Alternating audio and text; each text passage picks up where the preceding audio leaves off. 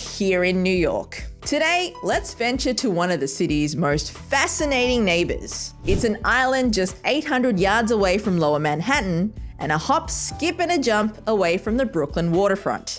By ferry. Now, if you know, you know. I'm talking about Governor's Island. Governor's Island is 172 acres of trees, trails, parks, and history. Tons of history. Native Americans of the Manhattan region, the Lenape, referred to the island as Pagunk, which translates to Nut Island. They chose this name as a reflection of the hickory, oak, and chestnut trees on the island. It's believed that the Lenape used Governor's Island seasonally for fishing from 1524 to 1624. Now, here's something interesting. In 1624, the Dutch West India Company arrived in what was soon to be known as New Amsterdam from the Netherlands. They first settled on Governor's Island, making it the first colony established in what later went on to become New York City. From interesting to downright dirty. About 10 years after the Dutch first arrived in New York City, the director of the Dutch West India Company purchased Governor's Island from the Lenape people. Now, I want to preface what I'm about to tell you by saying we're talking about a beautiful, untouched island here.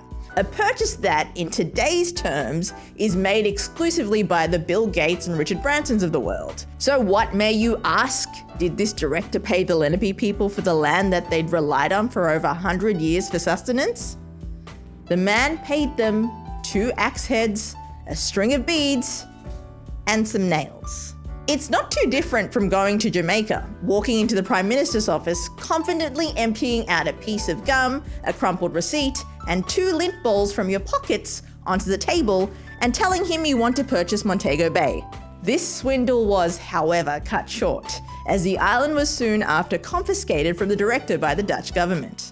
The English arrived on Governor's Island for the first time in 1664, and from there the island passed back and forth between the English and the Dutch for about 10 years.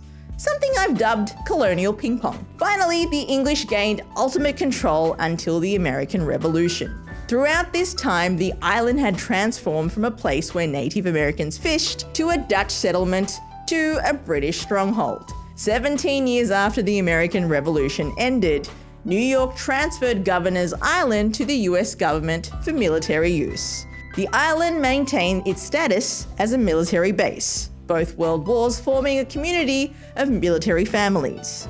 In 1966, it was transferred to the US Coast Guard, who built a community of 3,000 residents. The Coast Guard stayed on Governor's Island until 1995, and it opened up to the public 10 years later. Today, it's known as one of New York's best-kept secrets, boasting man-made hills, parks, cultural landmarks, food trucks, public hammocks, bike paths, festivals, pumpkin patches, and an ice skating rink. All vendors on the island must commit to a zero-waste island initiative, and all plastic bags, straws, and bottles have been banned completely. And if I've thus far failed to convince you of the magic of Governor's Island, well, listen to this. One of the hills on the island is dedicated to slides. You heard me right. Slides. And what's more, one of these slides just so happens to be the longest in the city. How cool is that? If you want to visit the island, it's accessible by ferry year-round. And for my early risers, the ferry is free on weekends before 11.